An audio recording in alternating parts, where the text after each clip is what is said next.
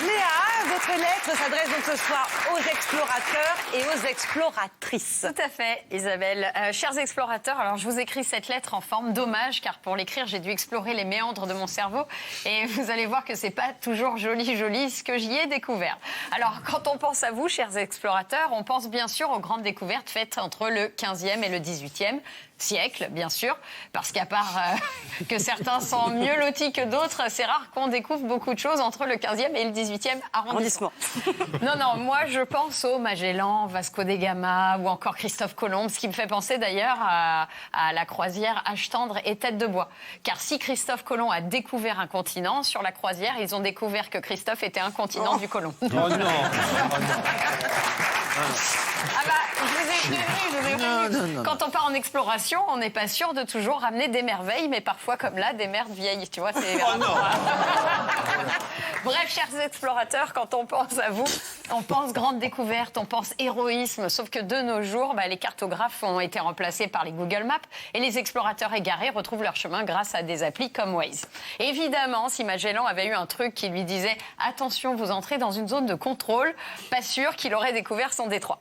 Ainsi, chers défricheurs d'inconnus, on pourrait de prime abord penser que le courage et l'héroïsme des pionniers de l'exploration comme Marco Polo ou le docteur Livingstone ont disparu, mais ce serait gravement se tromper, car aujourd'hui encore, certains perpétuent avec panache la tradition de bravoure des grands découvreurs.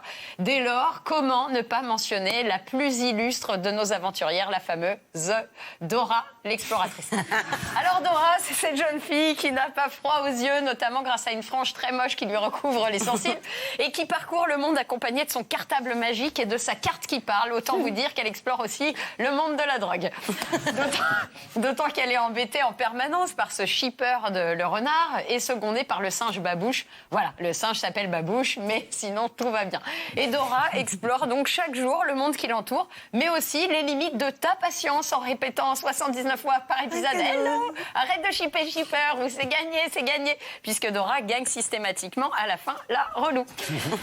Mais il existe de nombreux autres explorateurs dans notre monde, comme les ch'tis à Cancun ou les Marseillais à Los Angeles, qui contribuent à aller toujours plus dans notre exploration des expressions humaines de type « et tout est véridique ». C'est pas l'âge qui fait le moine. Je suis têtue comme une moule. Ou encore, je suis dans un disque vicieux. Bref, que des paroles susceptibles de trouver leur place dans l'Évangile selon Saint Ribéry. Sinon, pour être plus sérieuse, il faut aussi savoir, chers explorateurs, que le domaine marin est un endroit quasiment inexploré de la planète, puisque 75% des eaux très profondes nous seraient encore inconnues. Qui sait dès lors ce qui se cache au plus profond de la fosse des Mariannes? Peut-être des gigantesques moutons de couleur blanche, bref, des maquereaux au vin blanc. Ou alors des carrelets qui se transforment en sol, parce que si profond la mer a fait carreler tous ces sols. Peut-être n'y pousse-t-il que des petits pois écarlates, car si profond, les petits pois sont rouges. On sait en plus que là-bas, les gaz sont sous pression, et c'est pour ça que les mérous pètent. Sans compter que les rats se cassent, parce que c'est dur d'y aller, donc ça sert à rien d'en parler. Bref, on rêve de ce monde inconnu et de l'explorer comme on ferait d'un bocal à poisson. Le problème de l'eau, c'est que si on la met dans un bocal et qu'il est mal posé, l'eau s'échappe. Donc, comme disait Descartes, je penche, donc je fuis. Voilà. Pas mal, c'est bien. Descartes, on aime bien. Voilà. Vous venez de voir qu'il est un autre domaine qu'on peut encore explorer à ses risques et périls, celui des jeux de mots approximatifs, dont je suis une des quelques dernières exploratrices. Sur ce, j'en termine avec cette missive, mi-raisin, en me fixant comme but de continuer à explorer avec modération les confins, ainsi que les cons moins fins d'ailleurs, de ce domaine des mots démolis qu'on peut explorer tard ou tôt, comme on veut, selon qu'on aime les jeux de mots tôt ou les jeux de mots tard. Bravo, génial.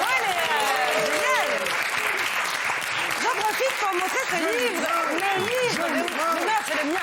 Voilà, parce que Léa a compilé et retravaillé d'ailleurs toutes les lettres présentées dans le mag avec Canal+. C'est publié chez Plomb. Ça sort aujourd'hui. Et voilà, donc bon vent à vos lettres.